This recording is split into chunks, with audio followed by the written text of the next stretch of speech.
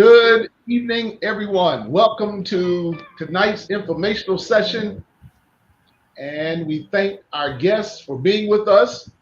And certainly, we want to welcome all of you who are watching us via Facebook, via uh, YouTube, or even those who have called in on conference call. We welcome you to Bethel Church this Wednesday evening that is certainly warm.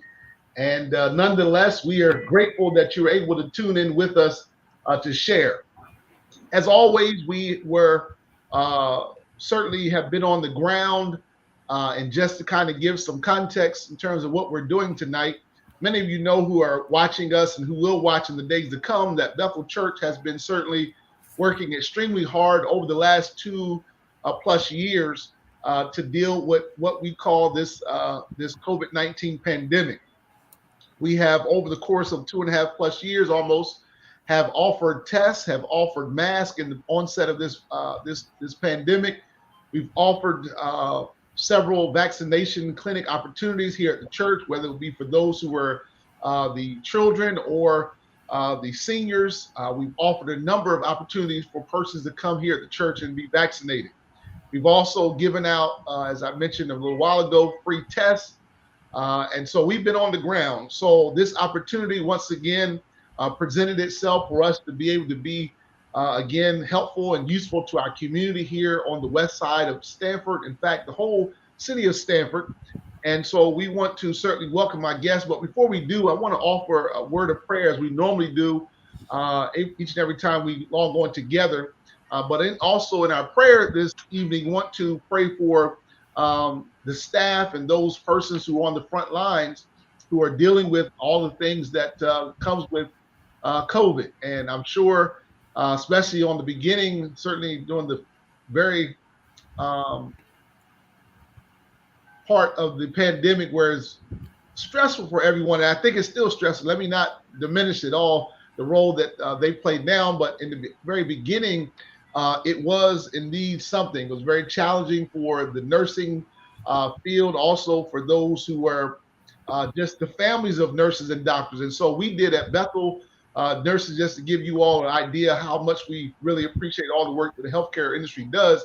We provided, along with Jenna Marie's deli, we provided lunch for all the staff here in Stanford. And so probably I think it was close to maybe 100 meals to the staff here at the Stanford Hospital. But again, we are grateful for what they do and the work that they continue to do, even as we hopefully try to put this pandemic behind us.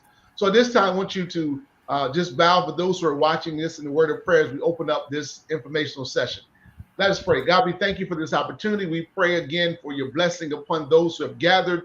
We thank you for all that you have meant to us and been through us since the last time we were together. We pray tonight a special prayer and blessing upon the nurses and the doctors and those facilitators that will share on tonight to give us information as it relates to this vaccine for ages and children between 6 months and 4 years old. Help us to again share the information, and then God, to be able to make the choices that we need to make for the beneficial and the benefit of our family and our loved ones.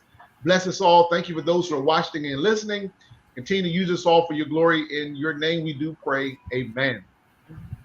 Amen. So again, let me take this time to introduce one who will be introducing the rest of our panel today, and that is Maria Scarlett, who is the program manager for the CDC, which is the Center for Disease Control, and the Department of Public Health. And so I will share and allow her to come on now to introduce our guests as they will present to us tonight.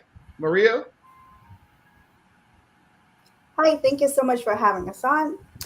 I will start introducing our guests. The first is Heidi Nervous. She is the regional coordinator for the Connecticut Department of Public Health. She works in Region 1, so she works in the Southern Connecticut part of working in Bridgeport, Stamford, Darien, in those areas. She helps create all the clinics in those areas.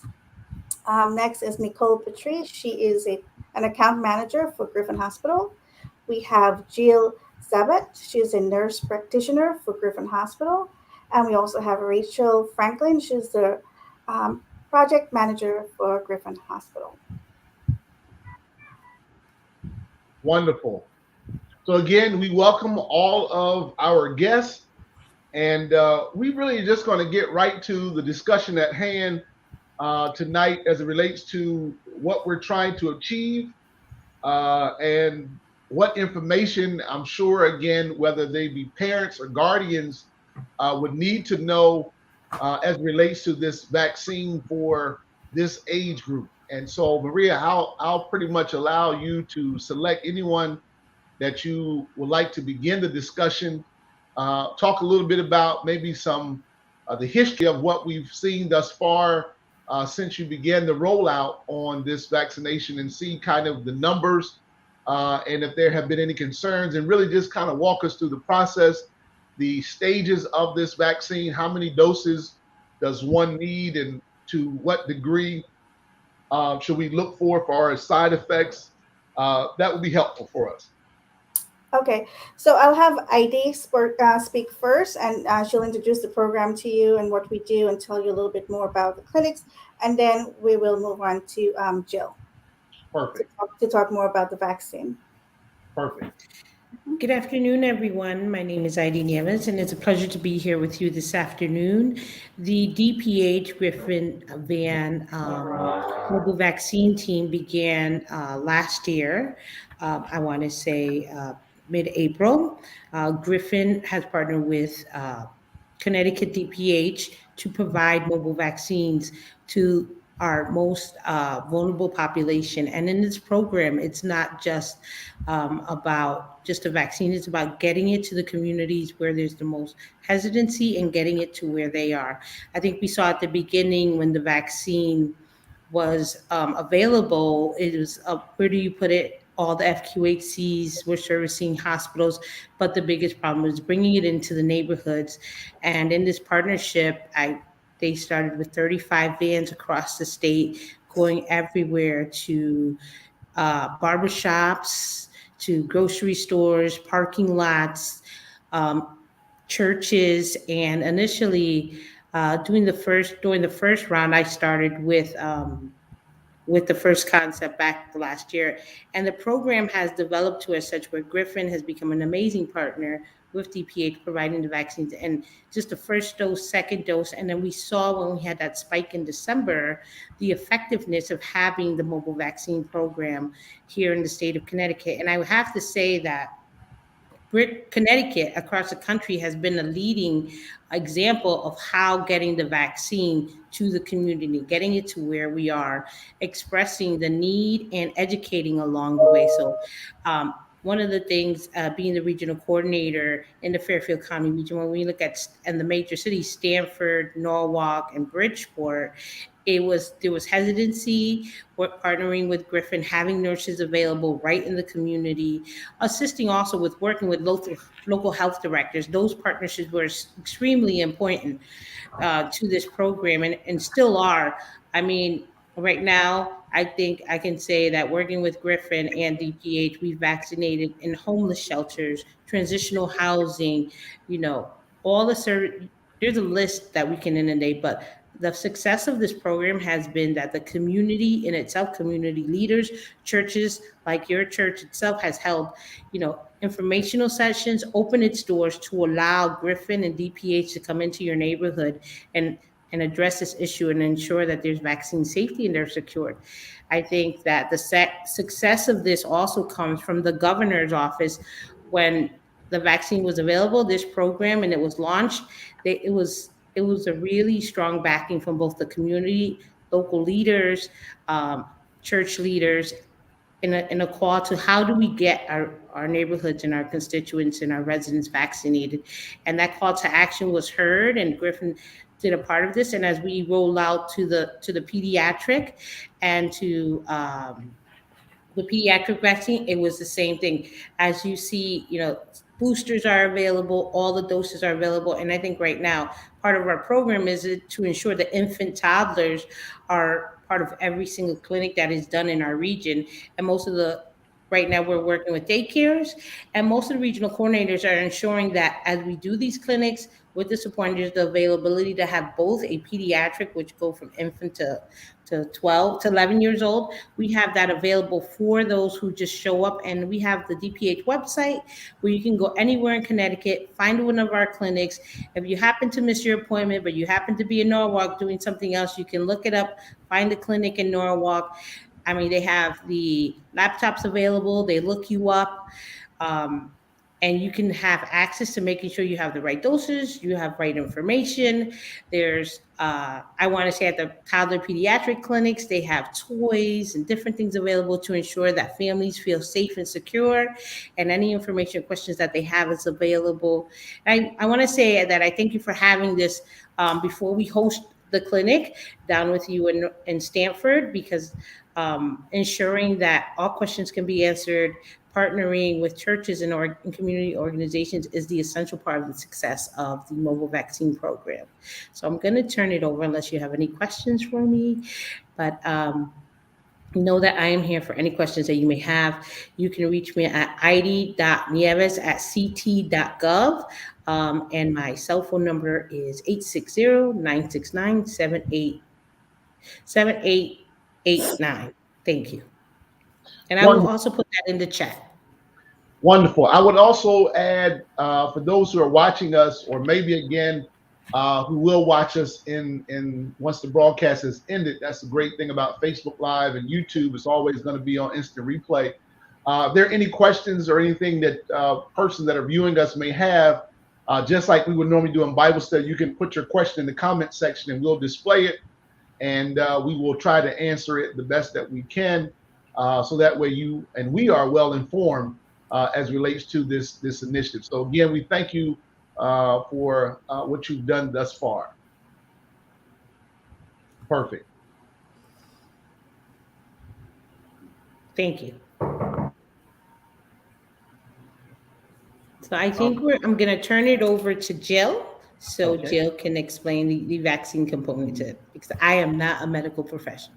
I'm an organizer and a creator of situations. Go ahead, Jill. Okay. So I think it's important to start by saying that there's several governing bodies that decide about vaccine safety. And this Pfizer vaccine for this age group was the FDA conducted a very careful and thorough review of the safety and effectiveness of the vaccine. And this FDA authorization should put us all in a confident level about the vaccine because of its safety and effectiveness. The vaccine is a much smaller dose than the adult dose. So 2 vaccines were approved for the age group of 6 months to 4 or 5 years. The Moderna vaccine is a 2-dose series, and it's a quarter of the adult dose. And the Pfizer vaccine is a 3-dose series for that age group, and it's a 1/10 of the adult dose. The studies have shown that there's been similar antibody response for both vaccines in both kids, similar as to what they saw in adults. And the most important part is that they did not find any significant safety concerns. No safety concerns were raised throughout the trial. And we have to remember that like millions of kids age 5 and older have safely already received the vaccine.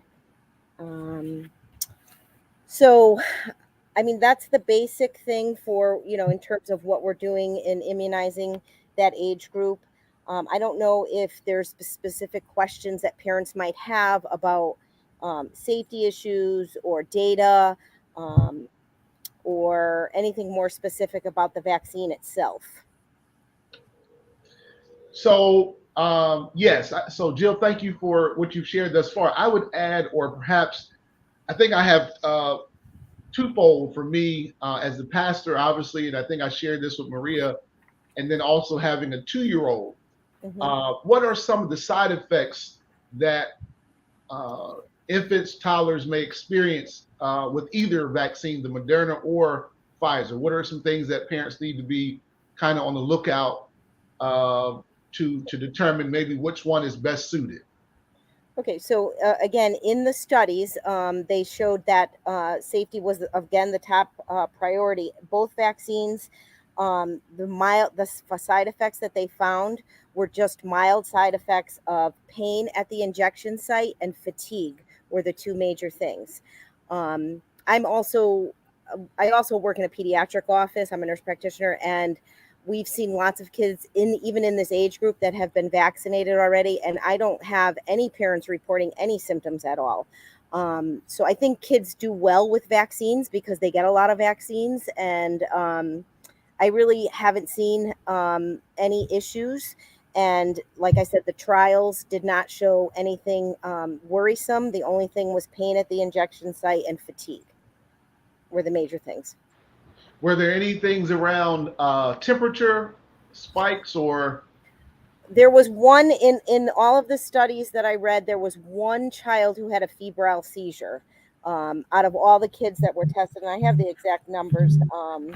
But that was the only thing. I mean, any vaccine that your child receives, um, there's a potential to get a fever, and that's actually not a bad thing unless they have a seizure. But because it means that the vaccine is actually working, it's stimulating your immune system to make a response to the vaccine. So low grade temperatures, under 101, 102 are not really worrisome. And like I said, that can happen with any vaccine. Right. And that was my concern. Again, I am pro vaccination and I don't want people to think that I'm not. But I think one of the things I share with Marie as well, that my son has, 2-year-old son has definitely has a history of having febrile seizures. He's had 3 so far this year. Mm-hmm. And he has been sick this past week. And thankfully, he didn't have a seizure, a febrile seizure, but he had high temperature. It wasn't COVID. We believe it just was a viral infection. In fact, he has a follow-up doctor's appointment tomorrow. And of course, we did the Motrin and the Tylenol to go around, and so that kind of brought it down. But he has had 3 in the year. So, of course, we know with febrile seizures, as you know, they share with us that it is something they can outgrow. But I can tell you, with all transparency, having a febrile seizure at that age was the most scariest thing in my entire life. And I had 3 other older children and never experienced that. And I don't think I've cried as much as I did at that moment, seeing him the way he was. So for me, I'm just, again, that was one of my biggest concerns about the high temperature spike. So yes. So I'm sorry. Mm-hmm. Oh, I was going to say for your child specifically, I would say if you're going to go ahead and do the vaccine, then I would just watch closely. We recommend parents take temperatures every 4 hours. Maybe your child, you should do it every 2 hours. And then if there is something starting, then just give them some Motrin or Tylenol to try to prevent that. Right. Now, sounds good. We do have one question. I'm not sure how much you had more presentation. One question that has come through, and I'll display it on the screen. And the question is, what is the current adoption rate of COVID inoculation vaccination for 6 months to 4-year-old? I'm not sure who wants to take that. I think they're asking. Are they asking about numbers, like how many children have been vaccinated? I'm not sure. Maybe somebody else from Griffin might be able to answer that. If that's what they're asking. I think so. What is the current adoption rate of COVID inoculation vaccine? I think that's what. I think so. Mm-hmm. Does anyone have any numbers on that? Is that or is it available on the CDC website? What we can do, we can actually look that information up and get back to you. And Okay. If that person want to give us their information, we can email that to them. Okay, you can send it to my email, that I'll just disseminate it throughout the congregation. Yeah. Perfect. Thank you. Thank you, Sister Maddie. That was a great question. All right. We can continue. I'm sorry, Jill. So I don't know, like if people wanted like more information on, specifically COVID itself, what has happened with children. There's a syndrome called multi-inflammatory syndrome. I don't know if you've heard of that, but it's certain kids can get very sick with COVID, and it's almost like a autoimmune thing where your body sort of attacks itself, and they get really, really sick after a COVID infection. It could be months later. In the US, we've seen 8,000 cases of it, and 68 children have died. So this is why immunization is important. I mean, we have seen with COVID itself, the impact of COVID with infections, hospitalizations, and deaths in children is like the largest we've seen with any vaccine preventable disease. So in other words, we have a vaccine to help with this. So no kid should be dying from COVID. So when you look at things like in that light, like I've heard parents say, well, some kids just, it's a mild illness, they just get a cold, and that's definitely true. But the problem is that we don't have a way to predict who's going to get sick and who's going to have a stuffy nose. And I wish we did. I mean, obviously we're continuing to research this in the medical field, and maybe we'll have a better understanding of it in the near future. But right now, vaccine is the most important thing to keep our kids safe. Right. And let me also add too. So my family, everyone. So I have 4 children and my wife. So all of us, except for my oldest son, who was 22, got COVID in December during the Omicron spike. That was that Mario was something else. I was out on the ground, certainly, working hard within the church and the community and all. I thought I was going to be exempt, and that Omicron came and I don't know how. So we had very mild symptoms, I would say. So my 2-year-old, he had just turned 2, and so he had again, the main thing was the temperature spike. So that's what caused the third one that he's had, the febrile seizure. And then it lasted about, in terms of his stuffiness and cough, which is mild, for about a week. So I guess the other question is, once the infants have been, let's say, they've contracted this virus, how long does immunity maybe last? Or what have you found in terms of, so that was in December that he had COVID. We're in July now. Is there any studies that show how long maybe they have the immunity built up already, or what is the time frame you think? Well, I mean, you're most immune 2 weeks after the vaccine is your highest, peak of immunity. And then, the earlier studies, I don't know if you remember when Pfizer was supposed to be released and then it wasn't, showed that they didn't get quite get to the immunity level that they needed. That's why Pfizer has a 3-dose vaccine. So all of this stuff is still being studied. I know we say that you shouldn't get COVID within 3 months of the last infection. In terms of how long the vaccine lasts to provide that level of immunity not to get sick, I don't have specifics on that. But I do know that the early studies, and these are just small numbers, shows that the Moderna vaccine is about 50% efficacious and Pfizer's about 80%. But again, those are just early studies with small numbers. So now that we're getting more kids vaccinating, we're going to have a lot more data. They don't think that that's accurate. They think it's going to be actually higher for both, like in the 80 to 90% efficacy rate. Okay. And so to my question, another question has come through. How long does the vaccine protection last for the toddler group? Well, that's kind of the same question that you just asked. Like how long? I don't think we have any specific answers unless somebody else is aware of a newer study. So let's say so we know about the immunity. You don't really know. I think you said 3 months. And then I've heard just on the news the other day that 8 days after one has been infected, they could get infected again. So I've heard a couple different things, but I think this question is, after they get the vaccine, how long is that protection? Yeah, I don't think we know. I honestly don't think we know. We don't even know for ourselves because we've gotten boosters, because we see that the immunity is waning. Like, will the kids end up getting boosters yearly? I don't think anybody knows right now. But it's still the benefits of the vaccine outweigh the risks.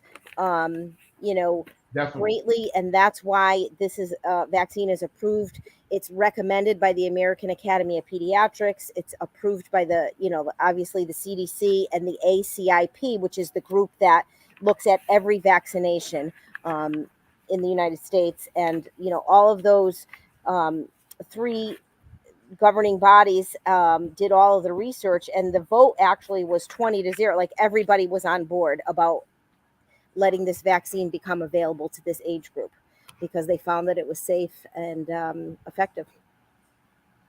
Great, great. Um, is there, this is not a question on here, but someone had posed this earlier today in conversation.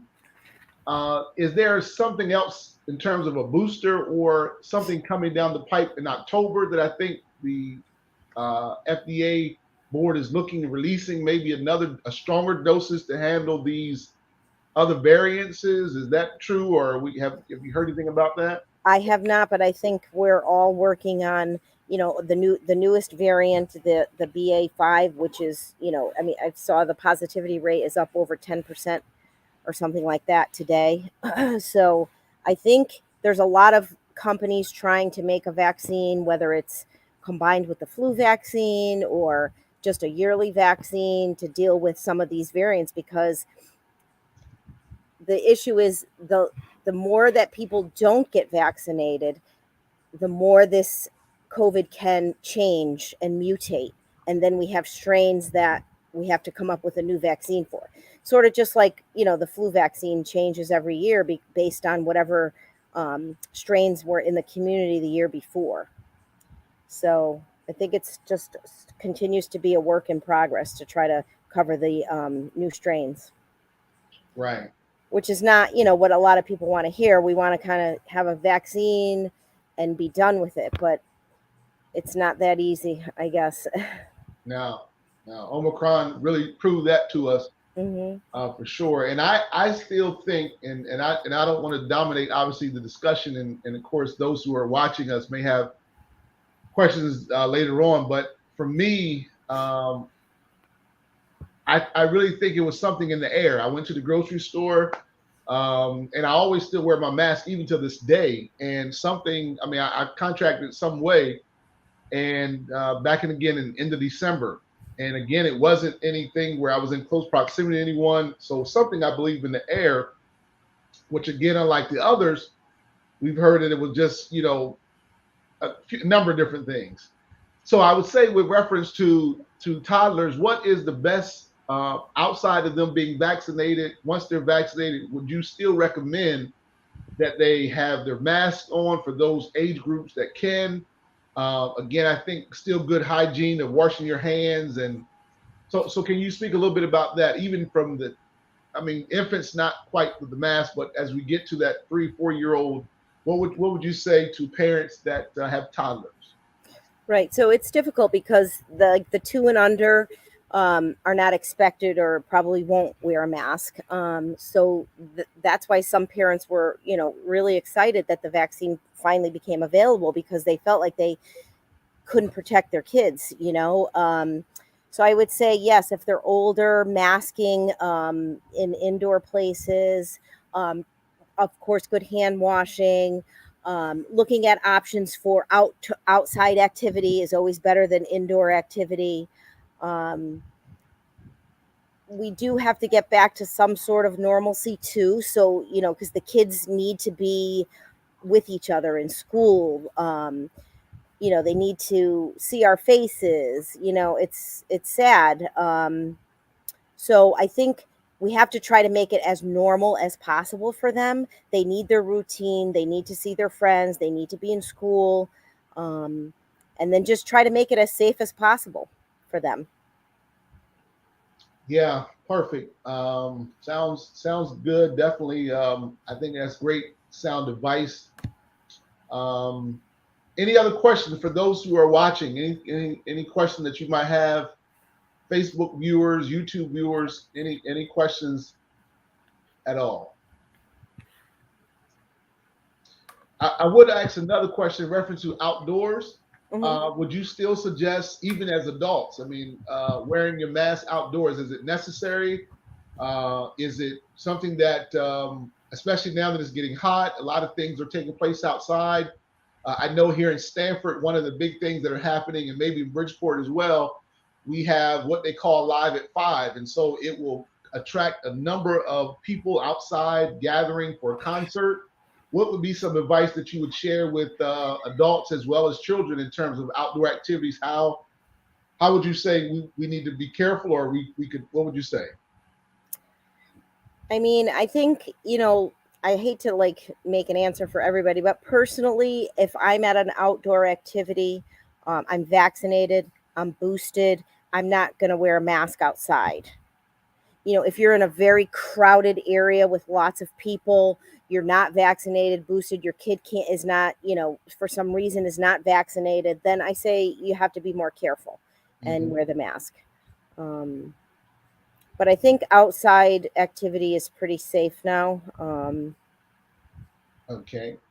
Because I know it's going to be it's going to be a pretty interesting, which is good. Alive at 5 brings out people. I think here in Stanford we're doing a number of outside activities to help people feel more comfortable. So I'm sure that it would be wise to kind of, again, I guess your own personal judgment, Right. and your comfortability, how you feel of being outside in close proximity to people.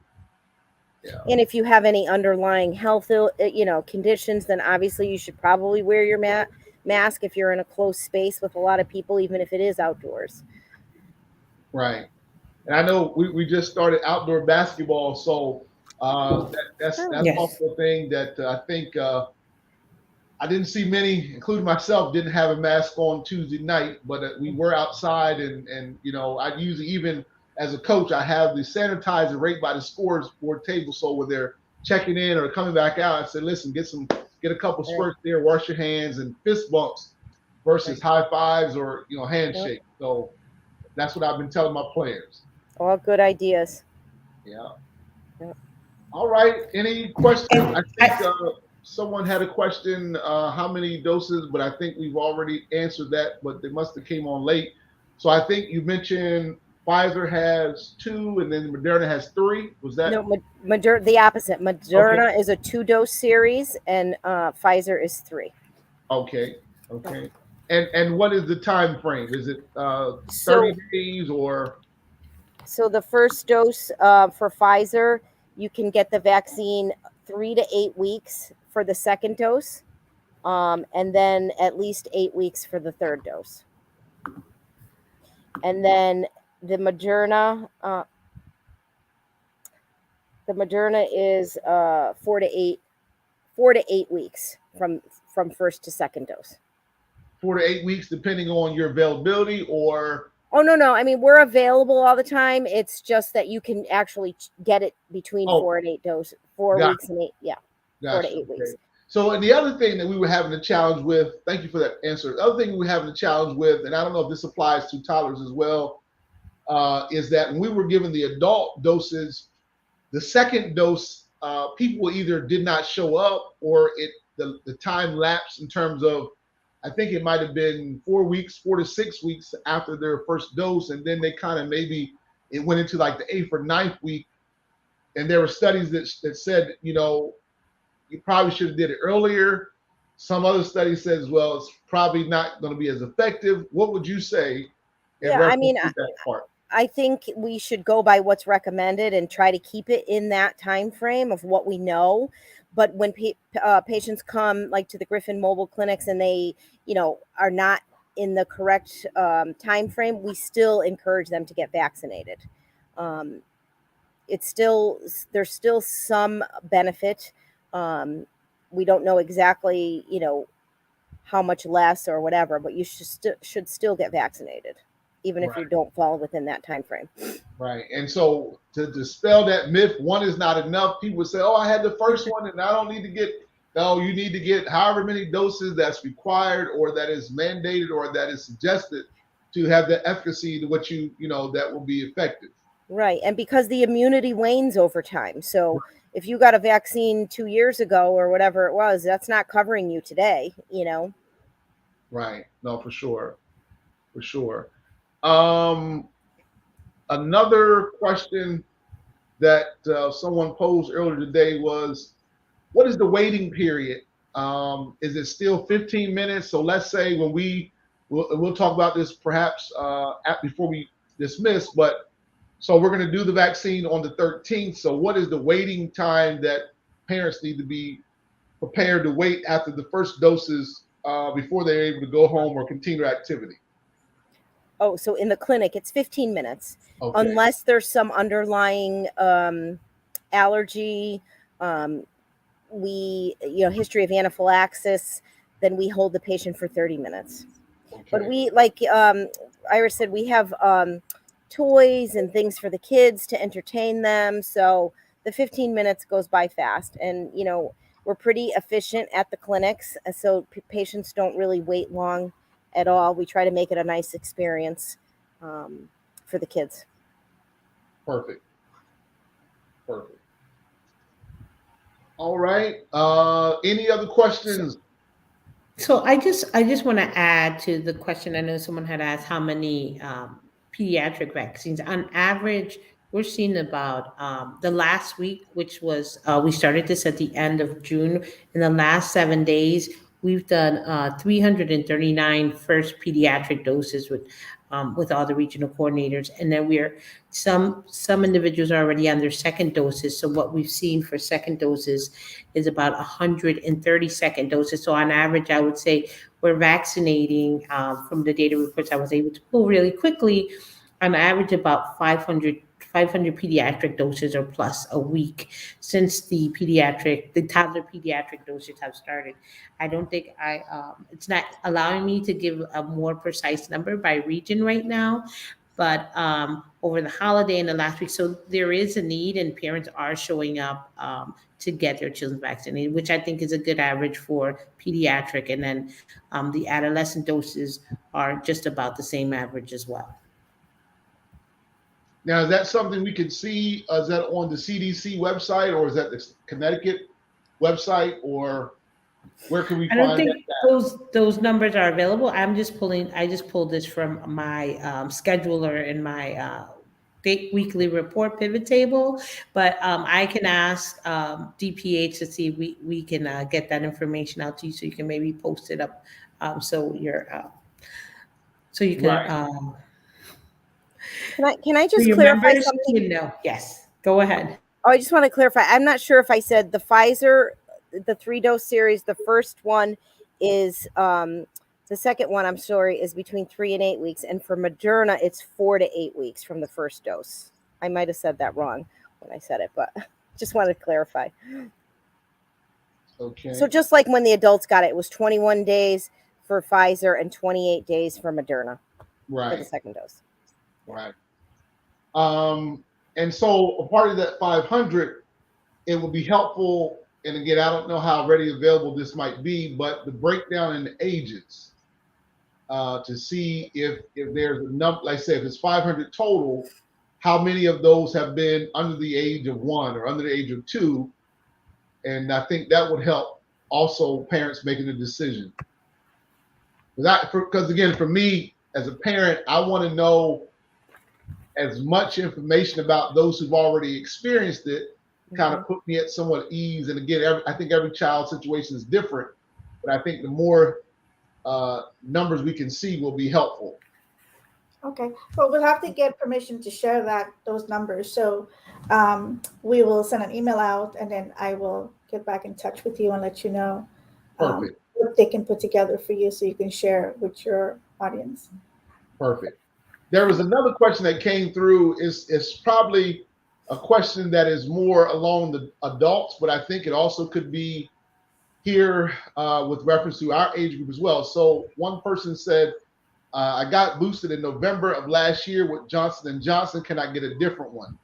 And so I don't know if studies have been shown, but I know as we were at the very beginning of the vaccinations, there was something that mentioned about you could mix and match if you had Moderna, you can get Pfizer for the second one, and it would do the same. Is there something that we've seen? Well, I guess first to answer his question, but then secondly, is that the same with toddlers? Can they get Pfizer Pfizer, the first one, and then second and third. But me myself, I'm brand loyal. I got Moderna, and so my other children, my wife, she got they all three had Pfizer. And so I was just listen. I'm sticking with the first one I got. I wasn't trying to mix and match. This was not a matter of a buffet, if you will. I'm sticking with what I had initially. So, what would you say on those questions? So Bruce got a booster for J&J back in November. Yes. So I assume he got J&J and then a booster. As long as it's 4 months, which it is, he can get a booster of either Pfizer or Moderna. So So, brother, he can get another booster, his second booster of either Pfizer or Moderna. okay. So, brother Bruce, the answer to your question was any vaccination that is available, you can get it. The Pfizer or the Moderna will be okay. So now back to the toddler piece. We want to kind of stick with what the same is what I'm hearing. The toddler, yes, we're not mixing and matching anything. If you get Moderna, you get Moderna. If you get Pfizer, you do the 3 dose of Pfizer. I don't know what's going to happen in the future with boosters, if there are or whatever, if you could mix. But right now, that's all we're allowed to do, and that's all that's approved. Perfect.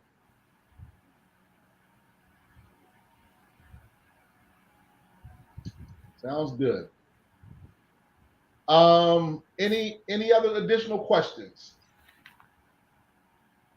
So Maria, I'm not sure we can kind of somewhat transition to what the 13th will look like. What's the process? How will parents sign up? Is it a first come first serve? Is it something that let's say we get a mass rush of people that come, being that there already will be at the community day, and we get a mass of people coming in, and let's say parents are getting their children vaccinated, and then the 15 minutes is there ample space, or do we need to still work out those logistics? But what will it look like for parents who are going to bring their children to be vaccinated on that day? Okay, so I'm actually going to have ID answer that question, but I just wanted to let you know that there is no sign up prior to coming to the clinic. The clinics are all free and it's open to the public. Um, yeah, so and we will have ample space for large amounts of individuals, especially if we are doing it in the park. Griffin Hospital comes out. They do an evaluation of the space and what's needed. And according to the event that we're having, we're expecting a lot of people. So they would make sure that the space is big enough to accommodate and make sure everyone is having enough space to social distance a little bit. But ID, she can answer more questions. Okay. So logistically, I mean, when we do an outdoor event, they provide the seating space for about 10 to 15 chairs that they use for the social distancing for anyone who's getting vaccinated. There will be 2 teams available. And it's the 12 plus team is different than the pediatric toddler team.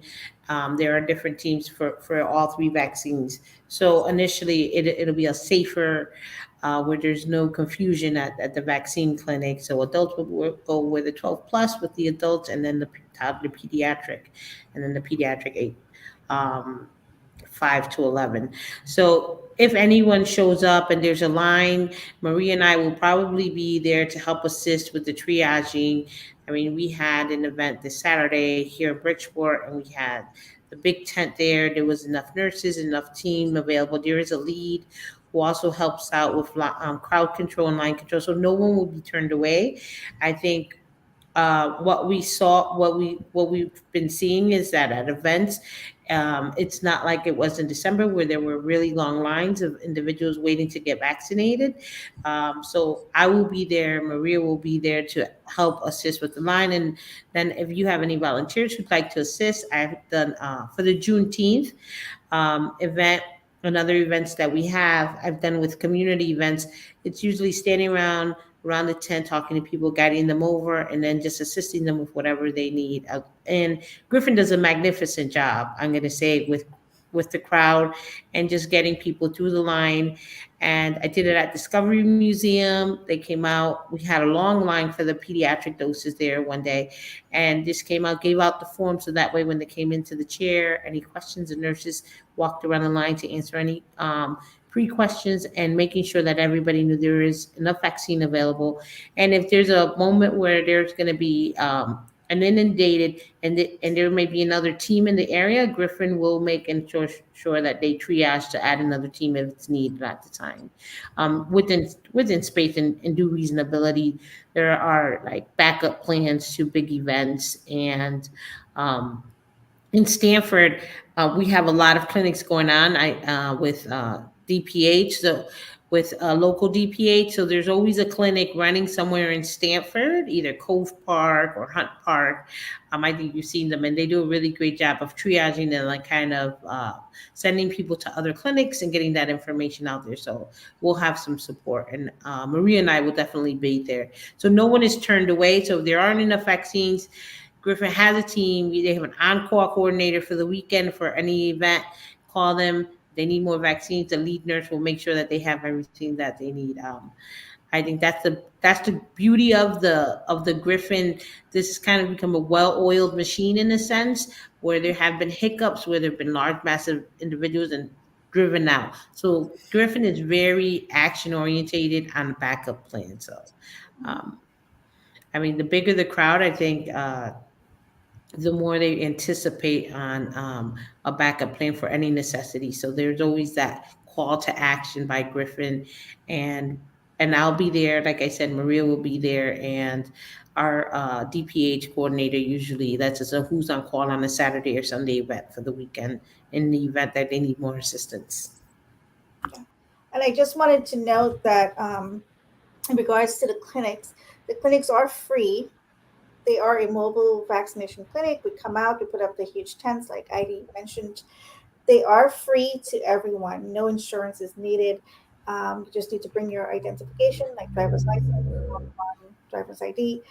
If you do have your vaccination card, please bring it with you. If you don't, they can look it up. There's also an app where you can put your card on your phone.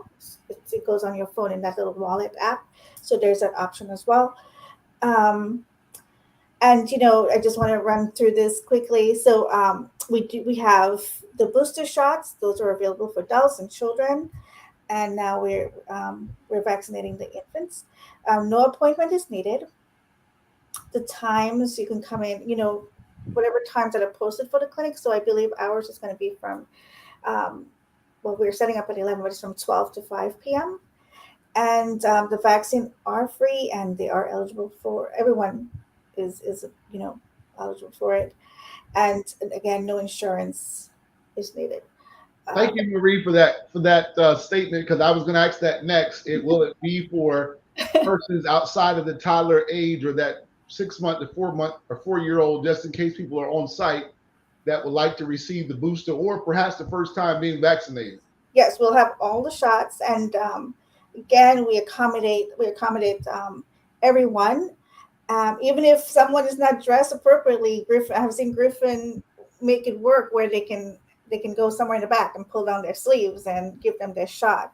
So we have also done clinics at at very small areas, small restaurant areas in the backyards, and they've been very successful. So Griffin is really great. They work with us. They work with the individuals that come for the vaccines, and they make sure that everyone is accommodated. Um, Now, you a know, question, yeah. if I could just interject for a second. You mentioned that if persons have misplaced their cards, I think you mentioned something about that, you can look it up. Is that an option that, let's say, so for me, I'm gonna just be again transparent. I'm the pastor. I'm being honest. I spilled something on my card, and it doesn't look the best.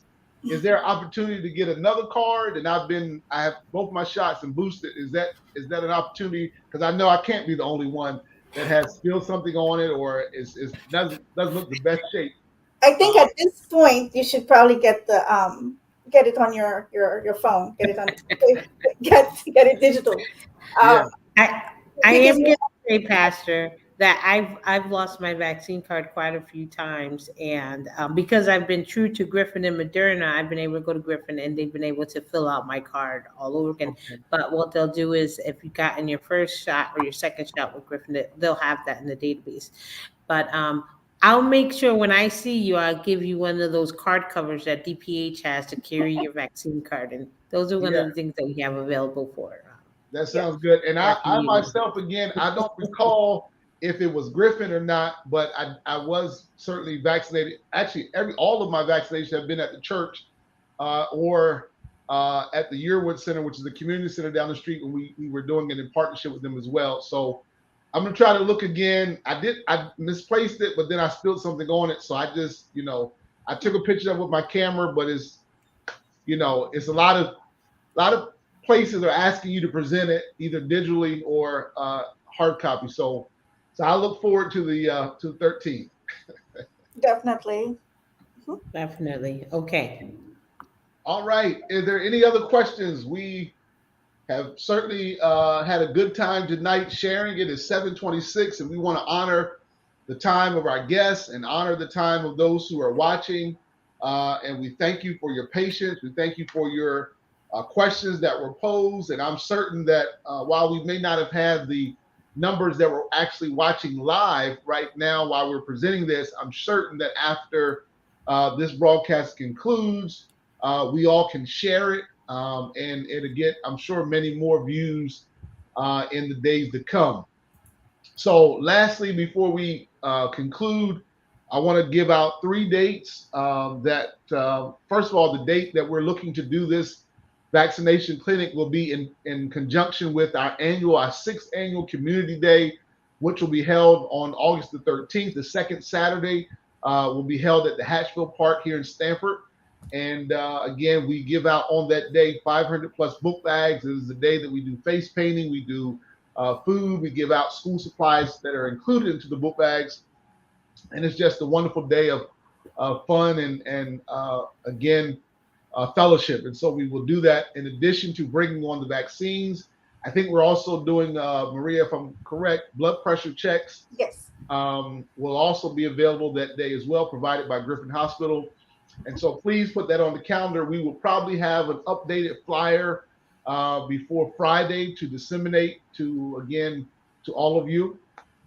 And 2 other dates that I think are more closely aligned to, again, calendar wise, not necessarily including or involves Griffin, but this Saturday, we have 2 things going on: a story walk celebrating the 75th anniversary of Jackie Robinson breaking baseball color barriers, which will be held at Jackie Robinson Park at 11 a.m. to 1 p.m. That will be held again right here. Parking is available at the church.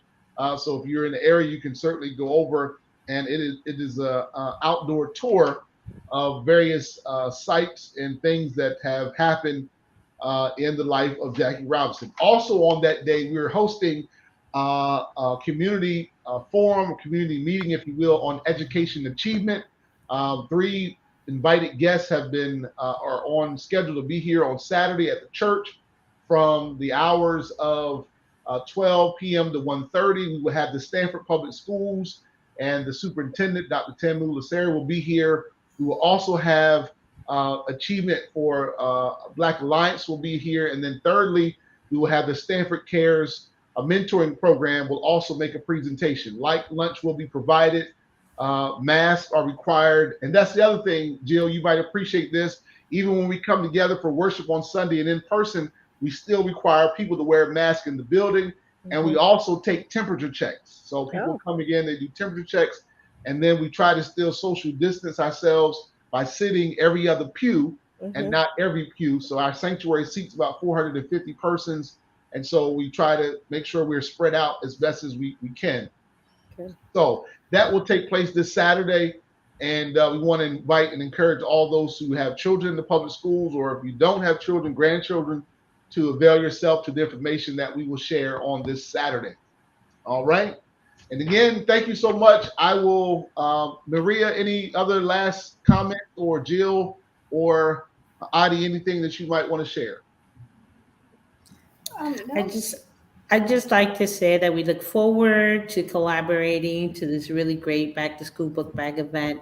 And if you have any further questions, and I want to thank you for asking the question about data on the website. I think it's extremely important as we have these conversations. And I think Maria and I will go back and speak to our director and let him know that maybe somewhere we can look at the website so that data can be available for families to see what the progress is by age under 5, because I think that's one of the concerns that I've heard over the last couple of days. I mean, and what I'd ask if should you share this video maybe with any daycare facilities or daycare providers that because that way when they're interested in hosting a clinic for their daycare provider in the Stanford area, which I know the vaccine coordinator has done a lot of work, it would be essential because I think this informational session, I want to say, is really great. I'm going to share it and use it as a tool in the community when I host my event. So I thank you very much for allowing us to be a part of this. So thank you again. Yes, thank you very much. I appreciate it. And I do hope everyone who's on the platform tonight will let others know about the clinic that's happening on the 13th. Again, we're trying to get everyone vaccinated. Our mission is to try to get the communities that are most vulnerable vaccinated. And so I do hope everyone will spread the news about our vaccine coming to the park on the 13th. And also, again, like Heidi said, if we can share it, if anyone knows of daycare centers that may be willing to host a clinic for us, please just give them our information. Heidi posted her email. I did mine too, but I'm not sure if it's in the private chat or if everyone saw it. I think it's in the private chat. You might have to put it in the regular comment section that's public, and then people may be able to see it then. Yeah, so please feel free to touch base with us, to send us an email. You know, we are here for the public. Thank you so much for Yeah. having us. And Jill, thank you. Thank you. I just wanted to say that just think about it for your child. I know that the benefits outweigh the risk, the vaccine risk. The vaccine is likely to prevent serious infection, complications, and death. And again, no child should die of a vaccine preventable disease. So really think about it and come back with any questions that you might have. And thank you again for having me tonight. Perfect. Thank you. So we are going to close out, and guess if you could just hang on for about 2 minutes after we will conclude the live, we can debrief for about 2 or 3 minutes, and then we will conclude. So, God, we thank you for this time of sharing. We thank you for the information that we received. We ask that you would continue to allow us to be safe until we meet again. Bless us and all of our family members that keep us safe. Continue to bless our healthcare workers and Griffin Hospital and all the staff associated. We pray for a successful event on August 13th. And even before that time, if persons are in need of vaccines, God, we pray that you would continue to lead them and direct them in the way that they should go. Bless us all and keep us until our next coming together. In Jesus' name we do pray. Amen. All right. God bless you. And again, guests, hold just a second. We're going to log off. Grace and peace is my prayer always for those who are watching us. Until we meet again, I hope to see you again Saturday. God bless.